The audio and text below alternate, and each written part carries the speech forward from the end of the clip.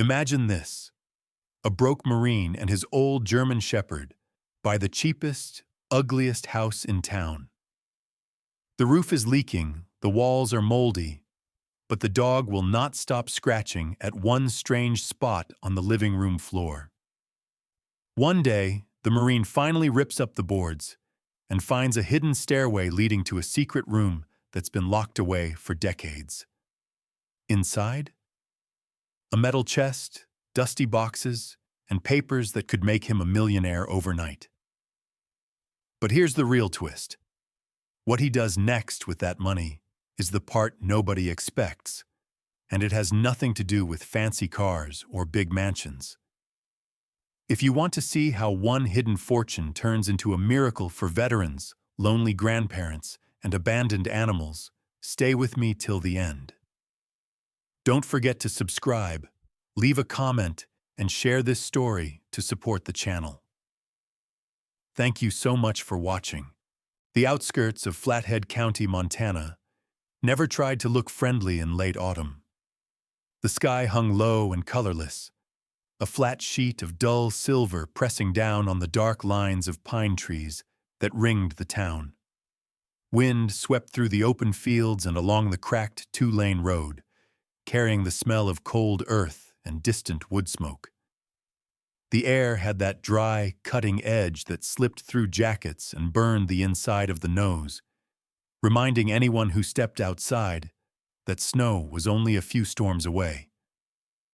There were no skyscrapers here, no busy highways, just a modest main street with a few stubborn businesses, a small grocery store with a fading green sign, a diner with a buzzing neon coffee cup in the window, an aging gas station whose pumps had seen better decades.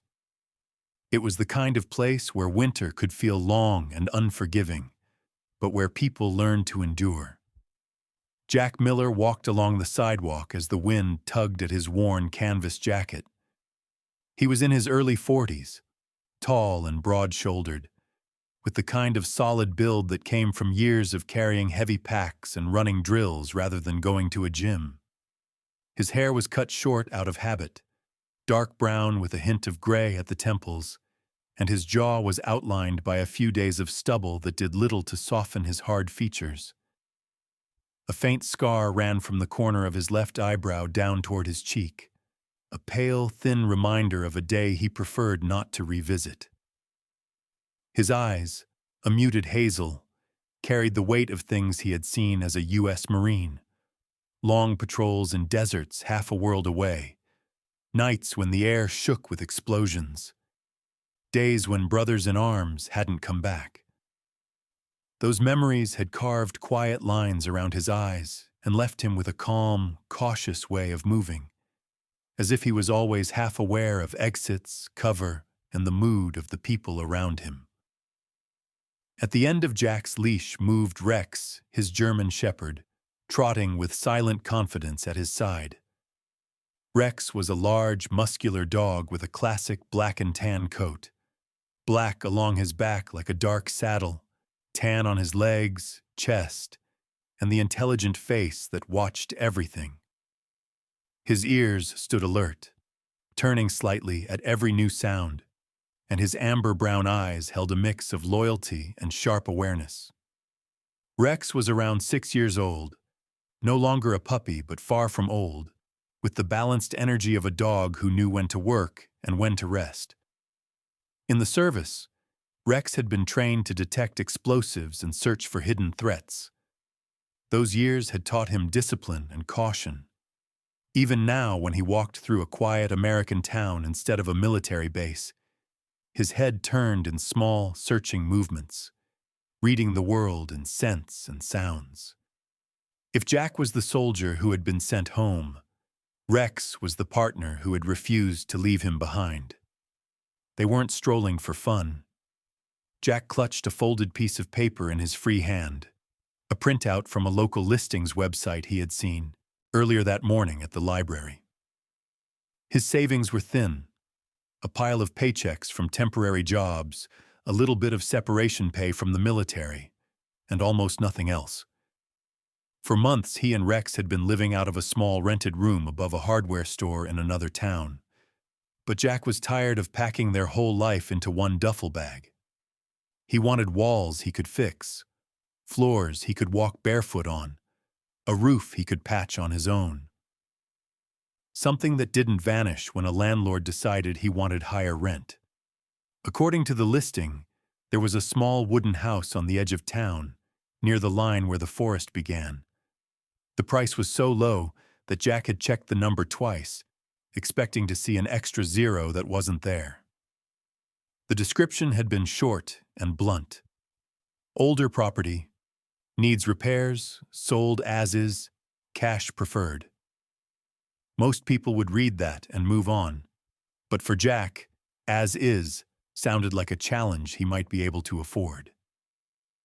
He turned down a side street and spotted the real estate office, a narrow storefront with large windows and a sign that read, Linda Harris Realty, in dark blue letters.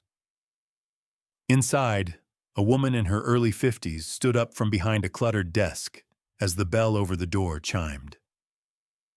Linda Harris was of medium height, with a slightly stocky build that suggested she had never had much time for gyms, but plenty of time for real work. She had shoulder-length chestnut hair streaked with gray, pulled back loosely behind her ears, and a pale face marked by fine lines at the corners of her mouth and eyes.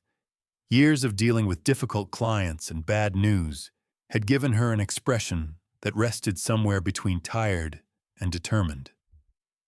Her light brown eyes were sharp, not unkind, but clearly not easily fooled, and her voice, when she spoke, carried the practical tone of someone who had seen too many families pack up their lives after a foreclosure.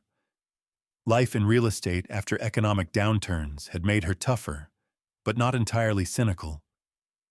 She still closed each file with a small sigh, as if the numbers on paper always hid a human story. "You must be Jack Miller," she said, eyeing the paper in his hand, then glancing down at Rex with a curious lift of her eyebrows. "And this must be your partner." "That's us," Jack replied, his voice low, steady, and a little rough, as if he didn't use it much for long conversations. "Saw the listing for the house out by the tree line. The cheap one." Linda gave a short, rueful smile. "People always call it that. The cheap one. Yes, it's still available. Bank-owned. The previous owner passed away. No clear heirs. Mortgage went bad. Bank doesn't want to keep it on the books any longer than they have to." She walked over to a filing cabinet, pulling out a thin folder. "You sure you want to see it? It needs work. A lot of work." Jack shrugged slightly. "I'm used to fixing things, and I don't have much to lose." She looked at him more closely then, as if she recognized that tone. The quiet resolve of someone who had survived worse than peeling paint and leaky roofs. "All right then. Let's go take a look." A short drive later, Jack's old pickup truck followed Linda's compact SUV out of town and along a narrow road that cut through open fields before slipping into the edge of the forest. The trees rose tall and dark on either side, their needles whispering in the wind. When they finally pulled into a gravel driveway, the house came into view. A small wooden structure with a sagging porch, weather-beaten siding, and a steep roof that leaned just enough to look tired. One of the upstairs windows was fogged permanently from the inside, and the front steps looked like they had survived more winters than anyone could count. Up close, the house felt even colder than the air outside.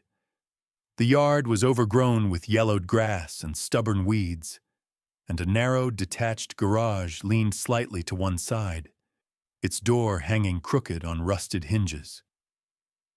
Yet there was something quietly appealing about the place, too.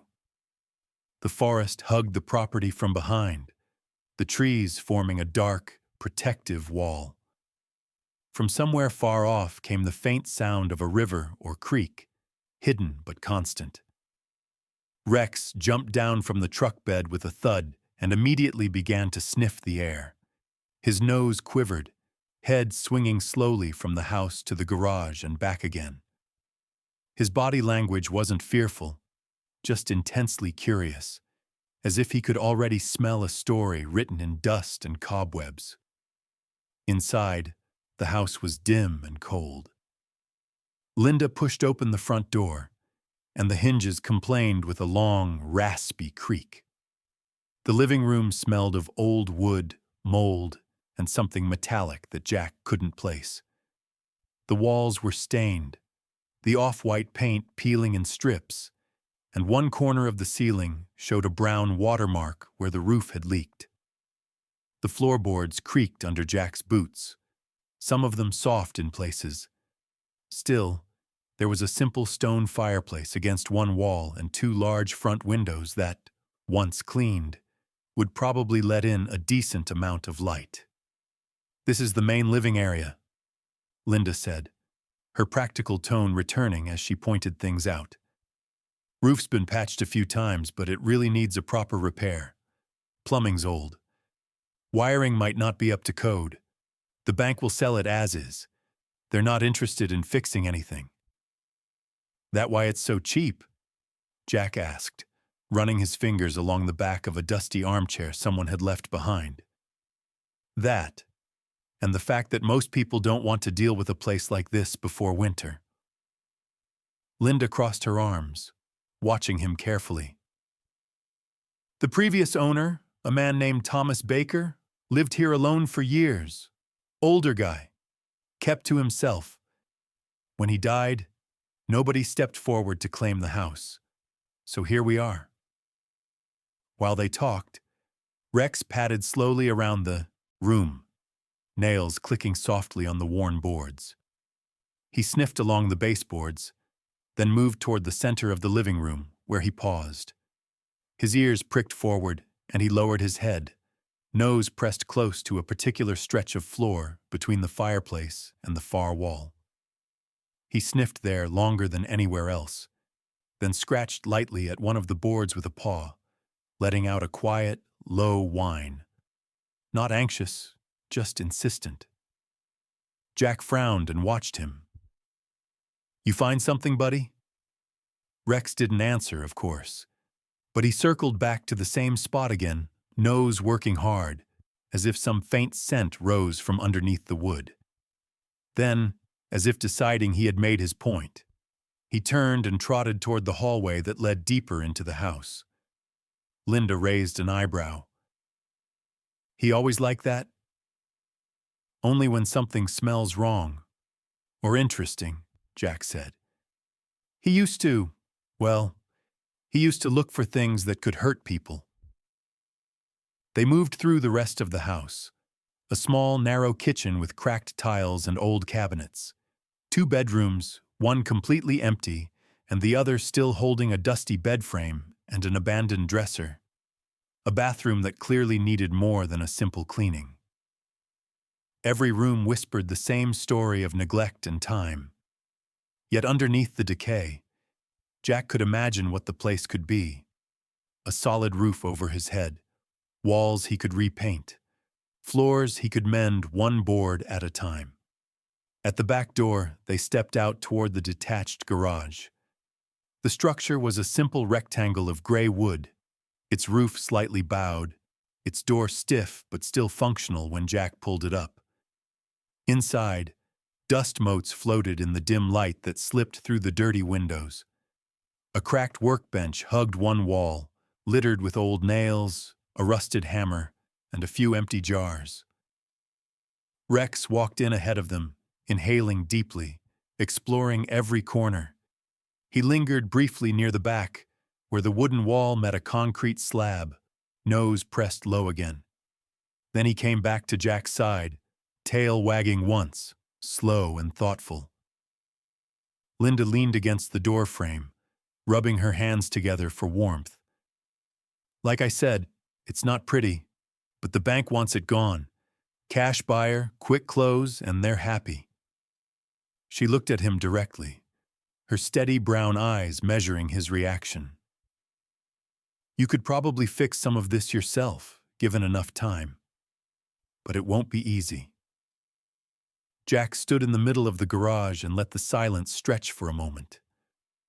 The wind outside whistled past the boards, and somewhere a crow called once, sharp and distant. His mind did the quiet math it had learned to do over and over since he'd come home. How much money he had, how long it might last, what this place could become if he pushed himself the way he had on deployments. He thought of empty rooms, yes, but he also thought of Rex stretched out on a rug near a fireplace, of waking up in the same bed every day and knowing that the walls around him were his. He looked down at Rex, who gazed back up at him with calm, steady eyes, ears slightly forward, as if waiting for an order. In those eyes, Jack saw the years they had already survived together, and the unspoken promise that the dog would follow him into whatever came next, whether it was another battlefield or just a broken-down house on the edge of a small Montana town. "I'll take it," Jack said finally, turning to Linda. His voice was quiet but firm, the way it had been when he agreed to missions that didn't come with guarantees. "If the price is what you listed, I'll pay cash." For a moment, Linda seemed almost surprised. Then she gave a short nod. "All right. We can start the paperwork today. You'll have to sign a stack of disclosures saying you accept it as is, no warranties. But if you're sure—" "I'm sure," Jack replied. "This is as close to a fair fight as I've had in a while." By late afternoon, the sun had sunk low behind the trees, turning the sky a bruised purple as the temperature dipped further. Jack and Rex stood once more in front of the little house, but this time the keys were in Jack's hand. The porch still sagged, the windows were still dirty, and the roof still carried its scars from too many storms. Yet as he unlocked the door and stepped inside with Rex at his heels, there was a new feeling in the cold, stale air. The wind outside pressed against the walls, testing them, and the forest whispered in the fading light. Jack felt a small flicker of hope, and something harder to name, a faint tug in his gut that said this house, with all its flaws, held more than just rotten boards and old memories. As Rex wandered ahead, nose low to the floor, circling back toward that same spot in the living room, Jack couldn't shake the strange, quiet certainty that this place was not ordinary at all. The house had been cheap, almost suspiciously so, but as the door closed behind them and the evening settled in, it felt less like a bargain and more like the beginning of something neither of them fully understood. The next morning, the cold settled into the house like an unwelcome guest. A pale light seeped through the front windows, turning the dust in the air into a thin, drifting haze. Jack stood in the living room with a mug of instant coffee warming his hands, staring at the walls, the ceiling, and the scarred floor as if he were looking over a broken-down vehicle and trying to decide where to start. The place was quiet except for the faint creak of wood adjusting to the chill and the slow tap of Rex's nails as the big German shepherd paced softly around him. Jack set the mug down on the old stone hearth and rolled his shoulders, feeling the familiar pull of worn muscles. He had dug his toolbox out of the truck, a dented metal case filled with a mess of wrenches, screwdrivers, a hammer with a chipped handle, a crowbar, and a tape measure that had seen better days. He started with the front door, tightening screws on the loose hinges, testing the lock until it finally clicked shut with a solid sound instead of a rattling protest. Then he moved to the windows, prying them open, scraping away flakes of old paint, and forcing them to close more evenly. Each small improvement felt like a step toward claiming the house, turning it from a forgotten shell into something that might, with enough stubborn effort, become home. By midday, he had a rhythm. He patched cracks in the wall with compound he had bought in town, brushed away cobwebs from corners, and pulled down brittle curtains that disintegrated in his hands. All the while, Rex followed him, sometimes sitting nearby, sometimes wandering off to sniff along the baseboards. When Jack finally decided to clear the middle of the living room to see what repairs the floor needed, he noticed it again, that subtle difference under his boots. He knelt and ran his fingers along a row of floorboards. Most of them were old and weathered, their surfaces worn smooth by decades of footsteps, the nails dark and rusted, sunk deep. But a small section, not far from where Rex had fixated the day before, looked and felt slightly different. The wood there was still aged, but the boards seemed a little less warped, like they hadn't been laid as long ago as the rest. The nails were brighter, a different style, their heads sitting in a neater line than the others, like someone with a careful hand had replaced that patch more recently. When Jack pressed down with his palm, the boards barely creaked, as if something solid lay just beneath them. Rex patted over, tail low but relaxed, and lowered his head to the same spot. His nose worked in short, focused sniffs, and then he scratched once at the wood with one paw, letting out a low, deep sound from his chest. It wasn't quite a growl and not quite a whine, something in between, the noise he used when he wanted Jack to pay attention. "I see it," Jack murmured, resting his hand briefly on the dog's head. "I see it, buddy." He didn't have the energy or the tools to start tearing up floorboards just yet, and there were other things that needed his attention before the weather turned worse. After a quick lunch of canned soup heated over a small camping stove in the kitchen, he pulled on a heavier jacket and headed for the detached garage. The garage looked even sadder in the blunt afternoon light, the wood siding gray and dry, the roof pitched just enough to keep most of the rain out, but not enough to inspire confidence. When Jack heaved the door open, it shuddered and stuck halfway, before finally giving in with a clatter. Inside, the air was colder, smelling of oil, dust, and old metal. A simple wooden workbench lined one wall, scattered with a few rusted tools, empty jars, and a cracked ceramic coffee cup left behind by someone long gone. As Jack walked the length of the garage, he ran his hand along the walls. On three sides, the boards felt consistent with the age of the building. Rough, splintered, slightly damp near the base. But the back wall was different. The lower half had been reinforced with bricks, and not neatly. The pattern was uneven, the mortar lines thick in some places and thin in others, like someone had built it in a hurry or without much skill. The color of the bricks didn't match the foundation either. They were a slightly darker red, as if they had come from somewhere else. Rex moved in a slow circuit around the garage, nose close to the ground. When he reached that back wall, he stopped. His ears flicked forward, and he sniffed along the mortar line where the bricks met the old wood, then sat down, staring at the wall as if waiting for it to move. "You really don't make this easy," Jack said quietly, half to the dog, half to himself. There was something behind that wall, or under that floor, or both. He could feel it, the way he had once felt hidden danger on patrol, a quiet, buzzing tension just under the surface of a place. Later in the afternoon, Jack dragged a ladder from the garage to the side of the house, climbed up carefully, and checked the roof. Shingles were missing in patches, and someone had slapped tar over problem spots in a quick fix years ago.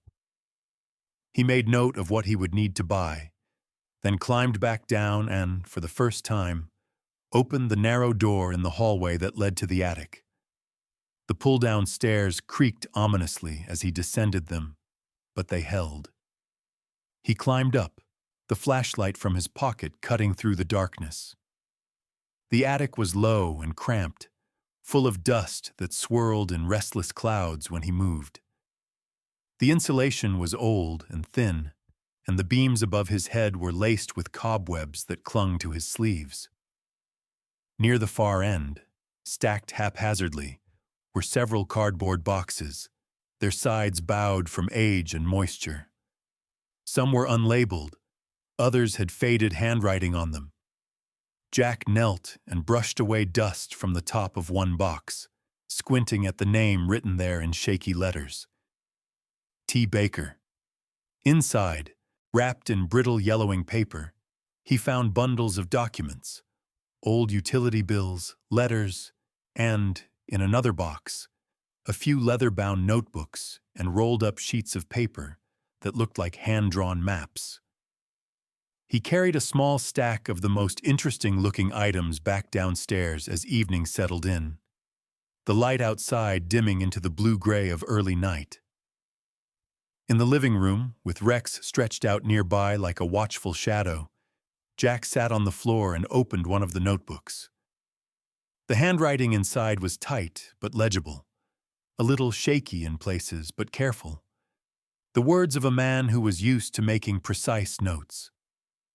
From the entries, Jack pieced together an image of Thomas Baker.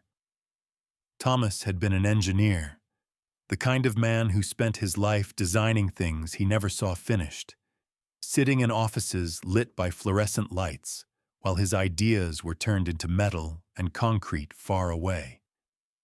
He had retired to this small house years ago, after a series of layoffs and corporate reshuffling that made him feel like a disposable part. Without a wife, he mentioned losing her to illness decades earlier, and with no children who stayed in touch, he had thrown himself into small obsessions, collecting old coins, studying local history, and hunting for forgotten places on dusty back roads where people might have hidden valuables they no longer lived to claim. His tone on the page was half bitter, half proud, the voice of someone who trusted objects and numbers more than people. In one notebook, the writing changed. The lines grew tighter, sentences shorter. Thomas mentioned finding something of real value, something he refused to describe in detail, but referred to only as the cash. He wrote about being disappointed in distant relatives who had only contacted him when they needed money, about neighbors who gossiped, and about a world that, in his view, had become greedy and careless. If they knew what lay beneath this house, one entry read, they would tear it apart like vultures. Better it stay where it is until someone worthy comes along, someone who understands work and sacrifice, not just inheritance and luck. Jack sat back, the notebook resting open on his knees. The words made the room feel smaller, as if the walls were leaning in. He looked at the floor where the boards had been replaced, then at the direction of the garage, where that uneven brick wall waited in the dark.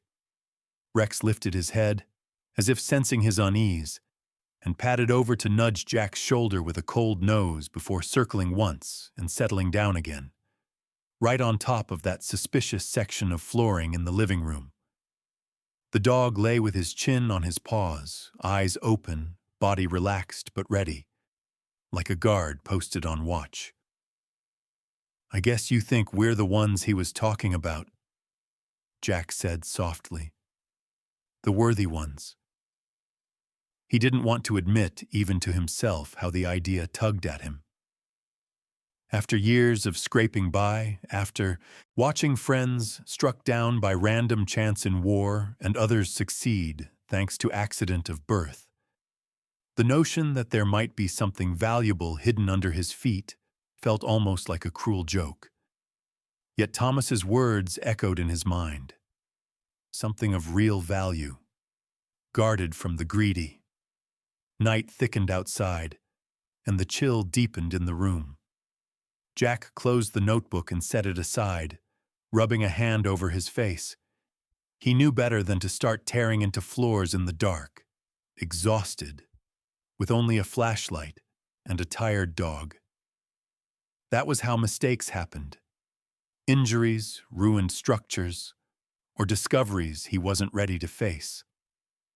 He looked down at Rex, still stretched across the suspicious boards, like a furry, living lock on a door only they could see. "All right," Jack said, his voice low but decisive. "Tomorrow, we'll see what you've been trying to show me." With that decision settled in his mind, he got up, turned off the light, and let the darkness close gently around them. Outside, the wind brushed against the walls, and somewhere in the distance a branch cracked under its own weight. Inside, in the center of the old house, a former Marine, his loyal German shepherd, and a secret buried beneath the floor waited together for morning. Morning came gray and cold, the kind of pale light that made everything in the house look even more worn than it had the night before. Jack woke stiff from the thin mattress he had dragged into one of the bedrooms, feeling the ache in his shoulders and lower back from a day spent lifting, climbing, and bending. For a moment, as he stared at the cracked ceiling above him, he almost convinced himself that the notebooks and the strange entries about the cache had just been the product of an exhausted mind. Then Rex's nails clicked softly on the floor in the hallway, and the dog's head appeared in the doorway, ears up, eyes bright and expectant, as if to remind him there was still a job to do. Jack pulled on his jacket and boots, the air in the room cold enough that his breath showed faintly in front of his face. He made a quick breakfast, black coffee and a couple of dry granola bars, then carried his mug into the living room. The house was silent, the kind of silence that felt watchful. Rex was already there, standing over the same section of floorboards where he had lain the night before. When Jack set down his coffee, the dog glanced at him briefly, then lowered his nose to the boards again, sniffing with deliberate care. "All right," Jack said quietly. "You win. Time to see what's under there." He fetched his tools and knelt beside the suspicious patch of flooring. Up close, the differences were even clearer. The boards fit a bit too neatly, the grain running in a slightly different direction from the older wood around them, the nails newer and brighter. He worked the flat end of the crowbar under the edge of the first board, wiggling it gently at first, then leaning his weight into it. The board came up with a sharp crack and a squeal of protesting nails. Dust puffed into the air, and the smell that rose from below was cooler, staler, with a faint hint of earth and metal. Rex backed up a step, but kept his eyes fixed on the opening. Jack set the first board aside and moved to the next, working more quickly now. One by one, he pried up the floorboards, revealing a dark, rectangular gap beneath. It wasn't the shallow crawl space he had expected. A set of narrow wooden steps disappeared into shadow, leading down into a hidden compartment he never would have guessed was there. Someone had built this deliberately, with enough skill and patience to make it vanish under a seamless patch of floor. Jack took a flashlight from his pocket and clicked it on, the beam cutting through the darkness below. The walls of the space beneath were lined with rough wooden planks, and the floor seemed to be made of poured concrete, much smoother than the house's original foundation.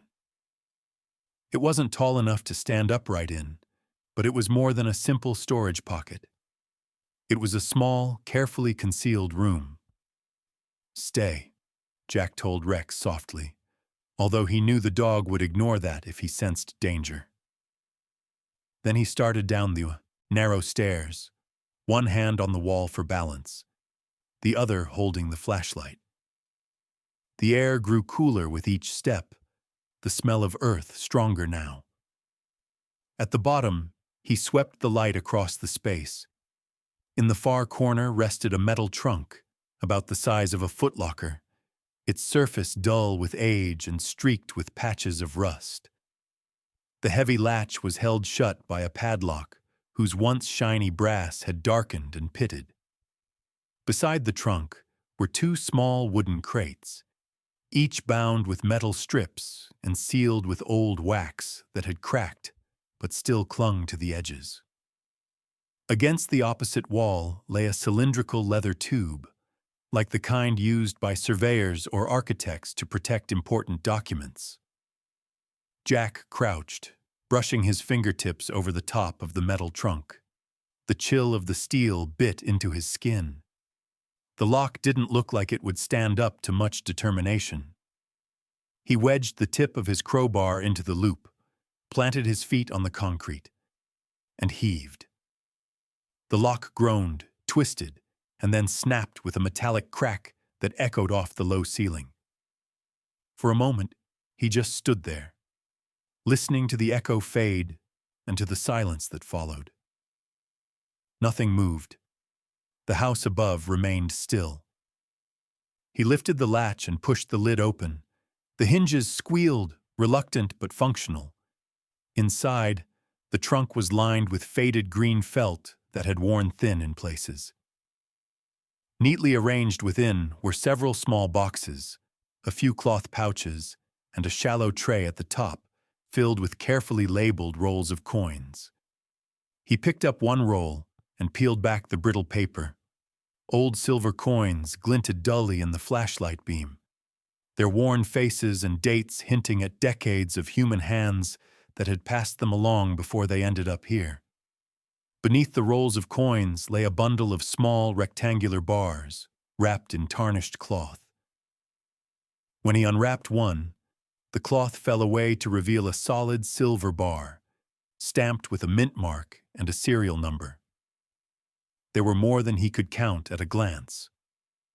Under the tray of coins and silver bars, in the bottom half of the trunk, lay a stack of thick envelopes and folders. Their edges yellowed, but the ink on them still readable. Many bore the names of companies Jack recognized only vaguely from news headlines or passing conversations. An old regional oil firm that, he remembered, had been swallowed up by a major energy corporation years ago, and a small technology company whose name now appeared on phones, software, and data centers across the world. Each envelope held certificates of ownership, the ornate paper decorated with formal seals and intricate borders, spelling out share counts that, if they were still valid and properly recorded, could easily be worth more than everything Jack had earned in his entire life. His mouth went dry. He flipped through the documents slowly, almost afraid to breathe on them, the numbers blurring slightly as he tried to make sense of how many shares there were, how long Thomas Baker had held them, and what that might mean in the present day. He had no calculator handy, but even rough mental math told him that if these certificates could be verified, they represented a fortune. The kind of money that made headlines when lottery winners were interviewed on television. Jack set the papers back into the trunk and turned to the leather tube. The strap was cracked, but still held. He unbuckled it and slid out the contents. Several rolled sheets of heavy paper and a stiff envelope, sealed with an old, dried glob of red wax. One of the rolls was a detailed drawing of the house and property, complete with measurements. Someone had sketched the hidden room beneath the living room floor and the odd reinforcement behind the garage wall, marking them with precise notes. Another roll appeared to be a map of the surrounding land, with small X marks and annotations that suggested Thomas had searched far beyond the boundaries of his own lot. The envelope felt different when Jack picked it up, heavier with intention somehow. The wax cracked easily under his thumb. Inside was a folded letter, the edges worn but intact. The handwriting was the same as in the notebooks upstairs. Tight, neat, occasionally wobbly. Jack raised the flashlight a little and began to read. The letter was addressed to whoever finds this and truly sees it. Thomas wrote candidly about his life. How he had poured years into designs and blueprints for companies that discarded him the moment it suited their bottom line. How relatives only contacted him when they needed money. How he had grown tired of people talking about loyalty while chasing their own advantage. He explained how he had gradually moved his savings into things he could understand and touch.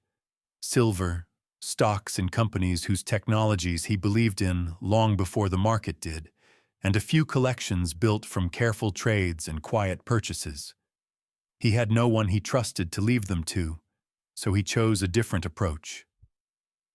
"I decided," one line read, "that if someone was willing to live in this creaking old house, to work on it, to pay attention to the details instead of just tearing it down, then perhaps that person might understand value in a way my family never did. If you are reading this, you have found what I could not give to anyone by name. I hope you have a better heart than those who came before." Thomas went on to say that anyone who discovered the cache would, of course, face questions and obstacles. There would be legal hurdles, suspicious bankers, and possibly angry faces from his distant relatives if they ever learned what had been hidden here.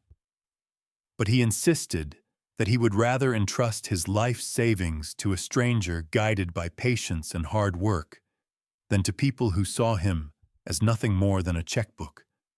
By the time Jack reached the end of the letter, his flashlight hand was trembling slightly. He folded the paper carefully and slipped it back into the envelope, as if afraid that mishandling it would somehow erase the words. Above him, he could hear the faint shifting of the house, wood expanding or contracting in the cold, or perhaps just his imagination making shadows out of every sound. Rex stood at the top of the stairs now, having disobeyed the earlier command to stay. The dog's silhouette filled the opening, ears perked, head tilted in the way he used when trying to read Jack's mood. Jack met his eyes and let out a breath he hadn't realized he was holding. "Well," he said softly, voice echoing in the small, hidden room. "Looks like you found us more than just a creaky board, buddy." He took one last look around the space. The coins, the silver, the stock certificates, the maps, and the letter, all of it sitting quietly in the shadows, waiting years for someone to break open the floor above. Then the weight of what it meant started to press in.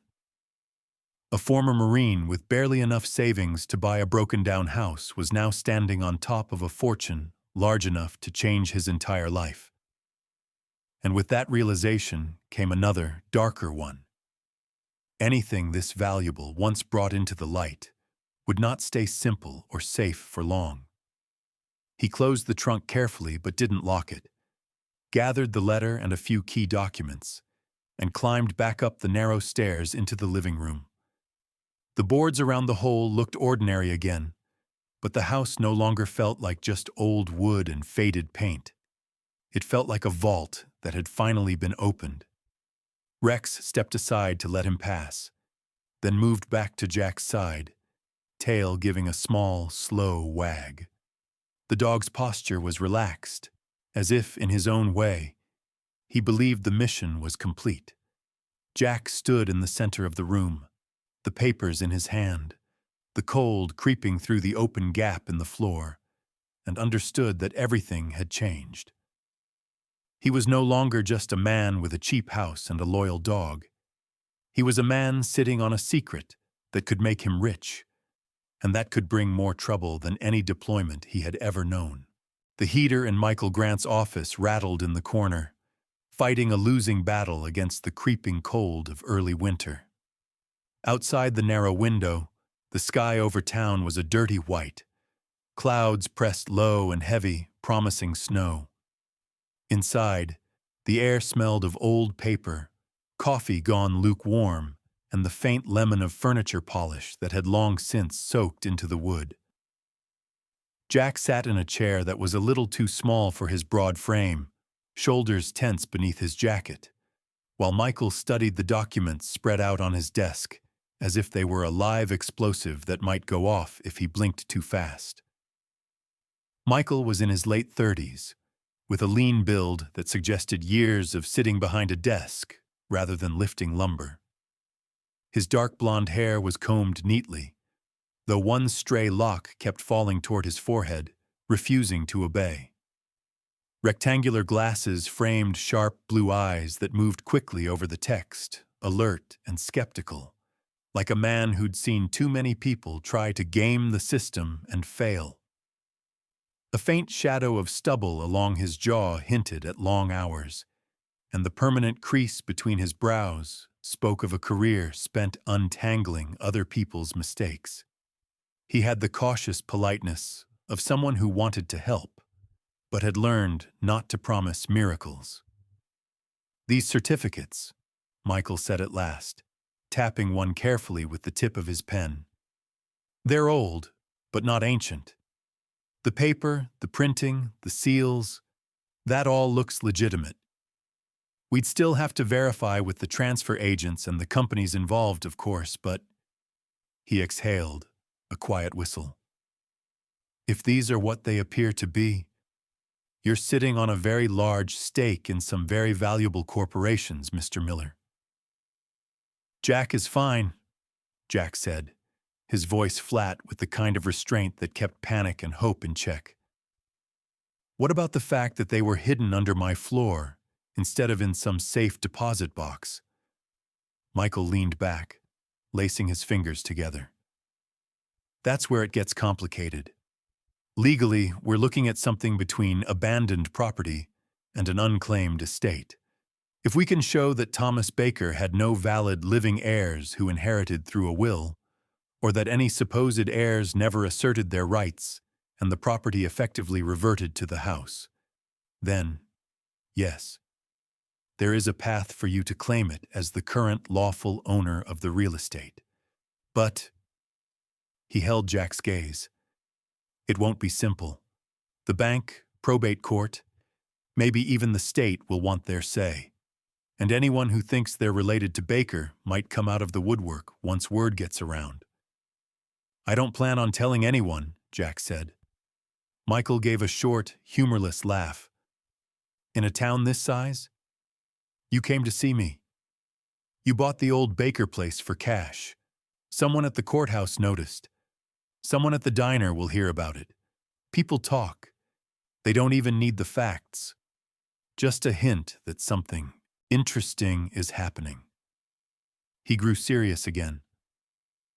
"My advice? We proceed quietly. I'll start by confirming the certificates, then check the status of Baker's estate. If everything lines up, we file to establish your claim tied to the property. It will take time, and it will attract attention, eventually." Jack nodded slowly. Time and complications he could handle. He'd had both in abundance overseas. What worried him more was the attention. He signed the necessary documents, left copies of the certificates with Michael, and stepped back out into the cold with Rex trotting at his side, the dog's breath puffing in little clouds.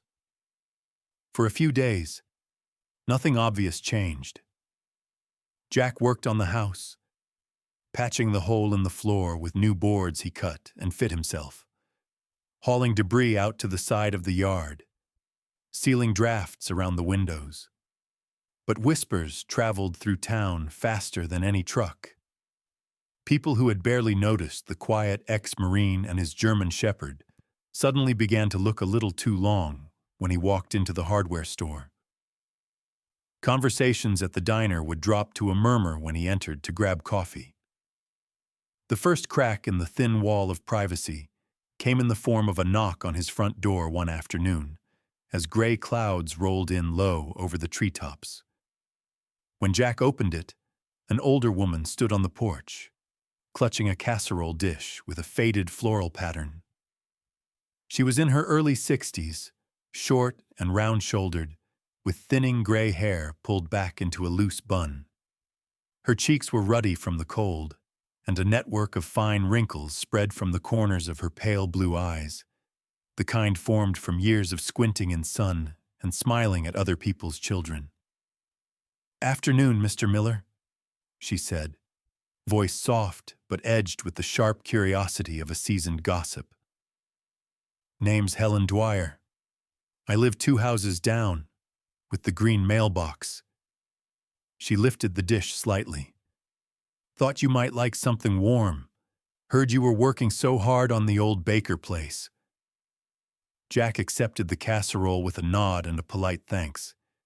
He had the sense that turning it down would create more talk than taking it. Helen's gaze flicked past him into the house, then down to Rex, who stood just behind Jack's leg, watching her calmly with intelligent brown eyes. "Fine dog you've got there," she added. "Folks at the diner say you were a Marine. Hard times coming back. Must be nice, though, finding a house like this. Some say you found more than just leaky pipes under those floors." Her smile didn't reach her eyes. "Some folks say a lot of things," Jack replied evenly. "Mostly about things they haven't seen." Helen held his gaze for a moment, then gave a little shrug. "Well, I just hope everything works out fair. Poor Mr. Baker had distant family out east, you know. I'd hate to think anybody got cheated." She patted his arm lightly, more familiar than he liked, and then shuffled off the porch, her boots crunching on the frost-hardened ground. Within days, more visitors came. A tall, wiry man in his late 40s showed up driving a shiny SUV that didn't match the town's worn trucks. He introduced himself as Eric Baker, a distant cousin of Thomas, with a too-wide smile and eyes that darted constantly, measuring every detail.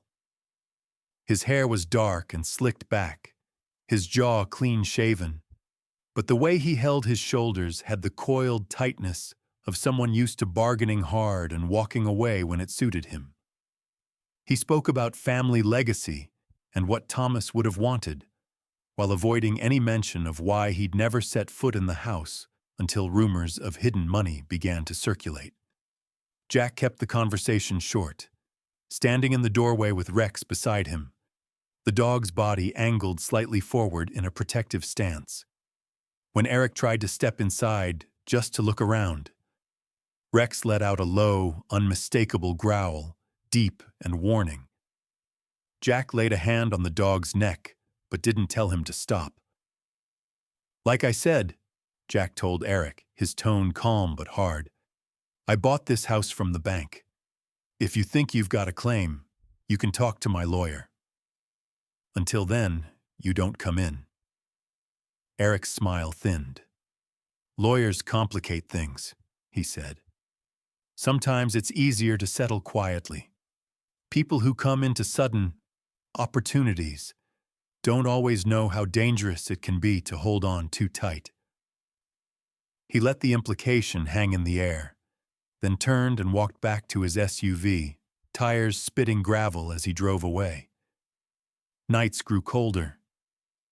The first storm of the season rolled in with little warning, wind howling through the trees, snow swirling thick and fast. On one of those nights, as Jack was locking up, Rex suddenly lunged toward the back of the house, barking sharply, the hair along his spine standing on end. Jack grabbed a flashlight and followed him outside, boots crunching into fresh snow. Near the truck, he found footprints leading away into the darkness and, more worryingly, discovered that someone had tampered with the fuel line, loosening clamps and nicking the rubber. It wasn't enough to cause an explosion, but it was enough to strand him if he hadn't caught it. Another time, near dusk, Rex's barking sent 2 shadowy figures retreating from the edge of the property line, their shapes swallowed quickly by the trees. Jack reported the incidents to the sheriff's office, but in a town this small, with limited resources and no concrete suspects, all he got in return were sympathetic nods and suggestions to be careful and maybe install some lights. Inside the house, as snow began to pile up outside and the wind screamed against the eaves. Jack stood at the center of his suddenly dangerous little world and weighed his choices. He could sell the most valuable certificates quietly to someone like Eric or any of the friends of friends who would inevitably show up with briefcases and promises. He could walk away with more money than he had ever imagined, change his name, fade into another town where no one knew him as the man who struck it rich by accident.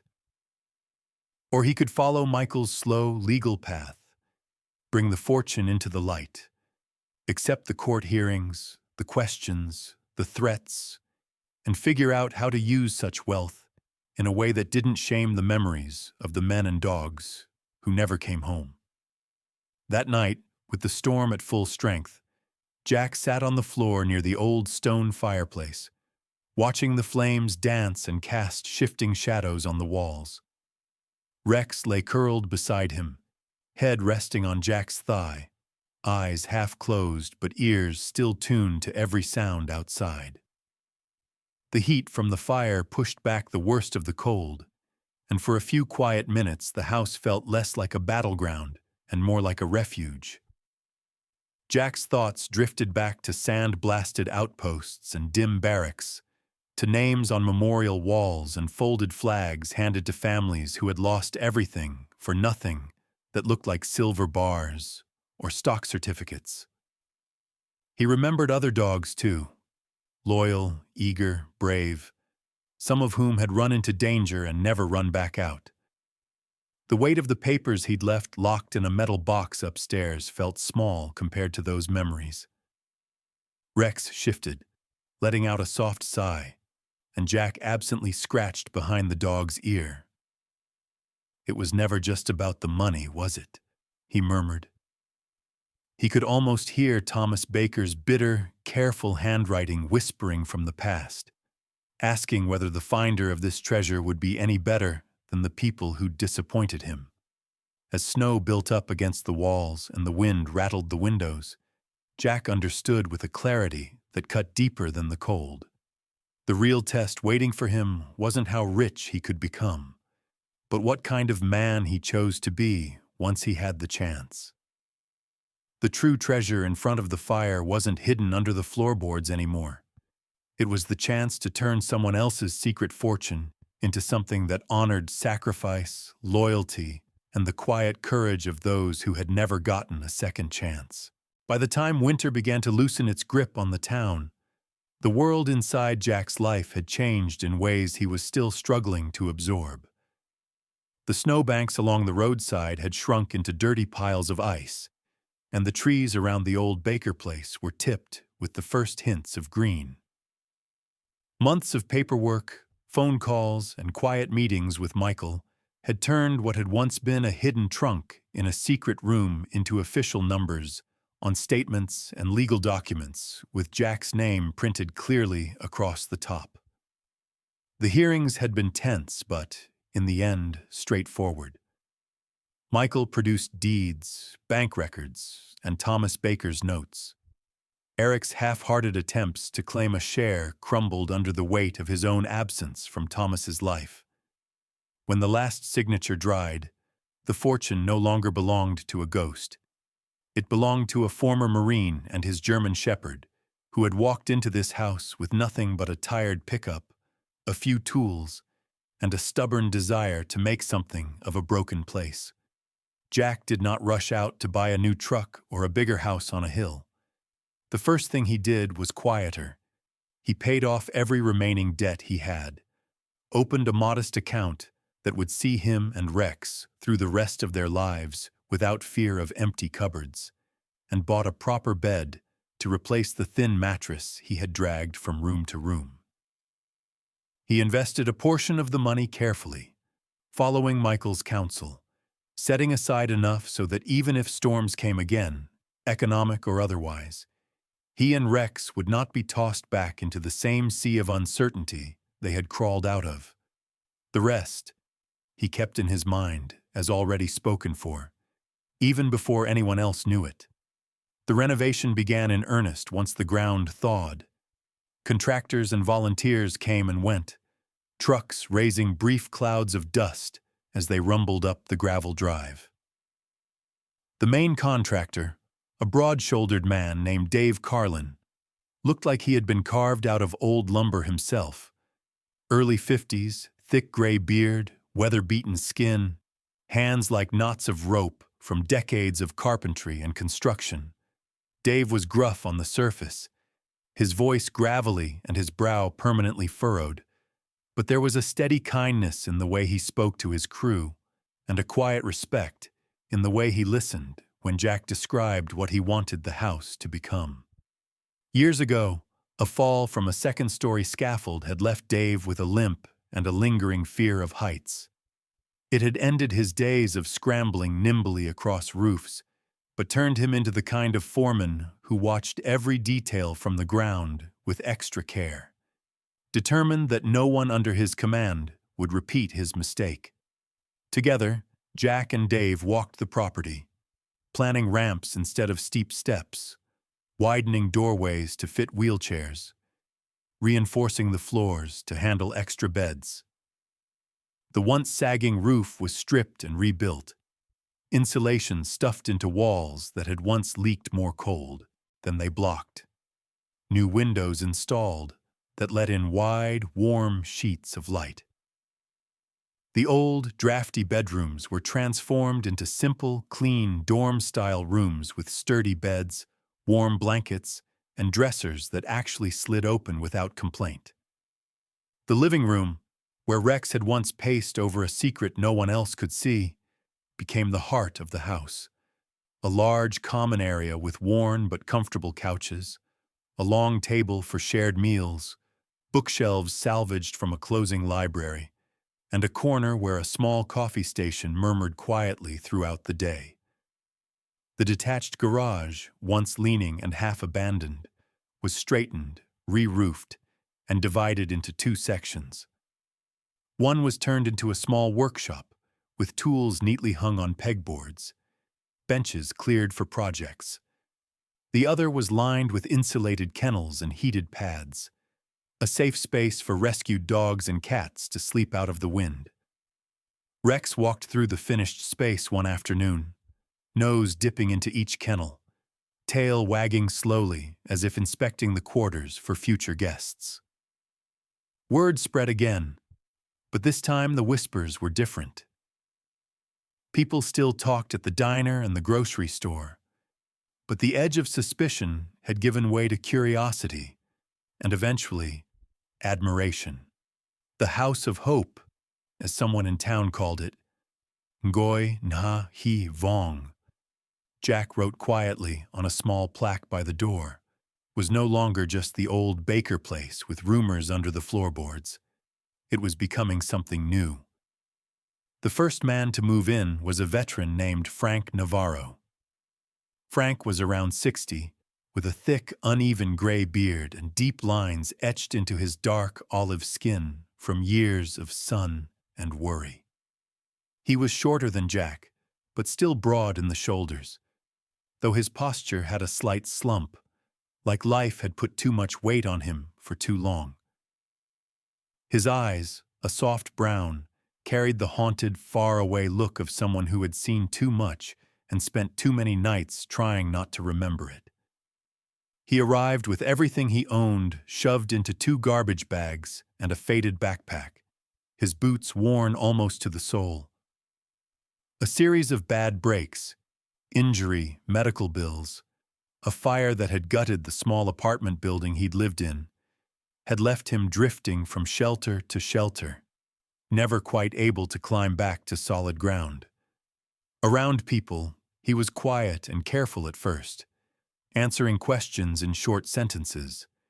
But when he talked about the dogs he had worked with as a young soldier, his expression softened, his hands unconsciously miming the motions of old training routines. Rex greeted Frank at the door, sniffing his hands and then leaning his weight gently against the man's leg. Frank blinked quickly and looked away, but his hand settled in Rex's fur like it belonged there.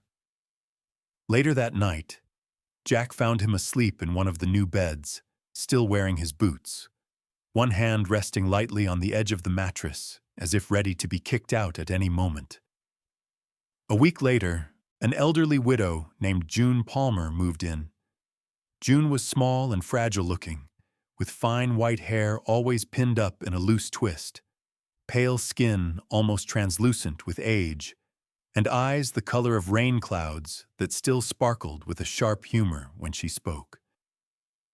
She walked with a cane carved with little flowers along the shaft, and her fingers were knotted by arthritis, but she insisted on helping fold laundry and set the table. Years earlier, she had lost her only son in a car accident and her husband to a slow illness. The house they had shared had become too big, too empty, and too expensive for her to maintain on her own. What she missed, she said, was not a roof but voices in the next room, the sound of someone else walking down the hall. At the House of Hope, she quickly adopted everyone as dear and sweetheart, scolding them into wearing scarves and eating seconds at dinner. The animal residents came next. A scrawny orange tabby cat with a torn ear, which June immediately named Pumpkin, appeared on the porch one frosty morning and never left.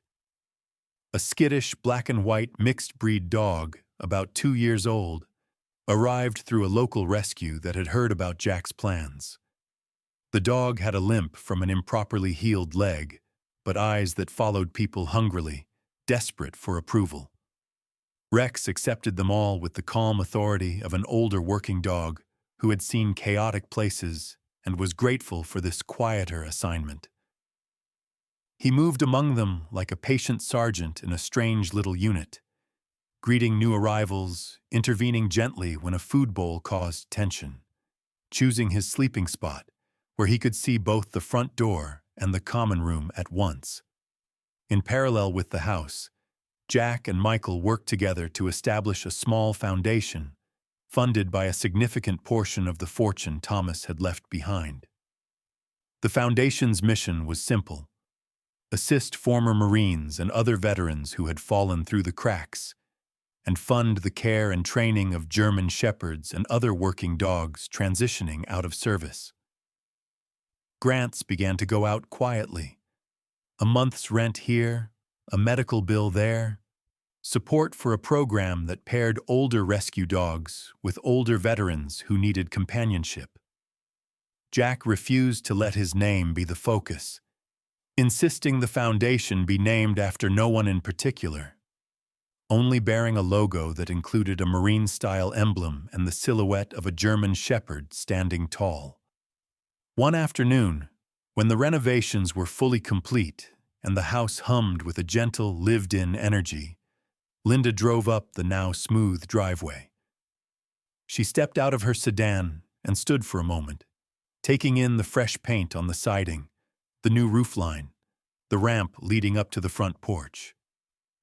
She looked different, too. The same shoulder-length chestnut hair streaked with gray, the same lines at the corners of her eyes, but her usually guarded expression had given way to something softer. "I barely recognize it," she said, as Jack met her at the steps. Her voice wavered just slightly. "When I sold you this place, I honestly thought you'd patch the roof, stay a year, and then move on. I didn't think I was handing you all of this." "You didn't," Jack replied. "Thomas did. You just put the keys in my hand." Linda's gaze drifted past him into the house, where June was scolding Frank gently for refusing to wear slippers, and Pumpkin was weaving between their legs. She blinked quickly, and for once had no clever real estate phrase ready. "Well," she said at last, her voice thick, "I'm glad it ended up with the right person."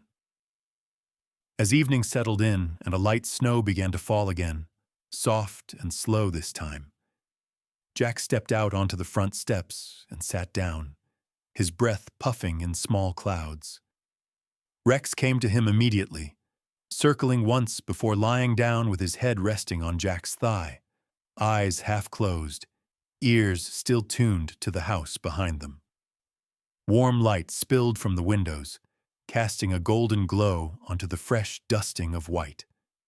Inside, he could hear June's laughter, Frank's low rumble of a reply, the shuffle of feet, and the quiet clink of dishes being stacked. Jack looked out at the trees and the sky, at the house that had once been a cheap, decaying structure hiding a buried fortune, and felt a calm he had never found in any bank account. The money had changed his circumstances, yes, but it was this: the shelter, the people, the animals, the sense of purpose that had made him truly rich in a way he understood deep in his bones. From a tired old house bought at a suspiciously low price, and a German shepherd who refused to ignore a strange patch of floor, he had found not just wealth, but a mission that gave weight and meaning to every breath he still took. With the snow landing gently on his jacket and Rex's steady warmth against his leg, Jack smiled to himself, knowing that for the first time in a long time, he was exactly where he was meant to be. Sometimes, God's miracles don't arrive with bright lights and thunder. Sometimes, they look like an old, cheap house everyone else ignores, or a tired soldier and his loyal dog who decide not to give up. In Jack's story, the real blessing wasn't just the treasure under the floor, but the courage to use it for good, to open his door, heal broken hearts, and give hope to people and animals the world forgot. And in our everyday lives, maybe God is also hiding small treasure rooms around us. A neighbor who needs a warm meal, a lonely elder who needs a visit, a stray animal who needs a home, a stranger who needs a kind word. If this story touched your heart, please share it with someone who might need a little hope today. Leave a comment about what part moved you the most, and subscribe to the channel so you don't miss the next story. May God bless you, your family, and everyone watching this video. May He open hidden doors of grace in your life, just like He did for Jack and Rex.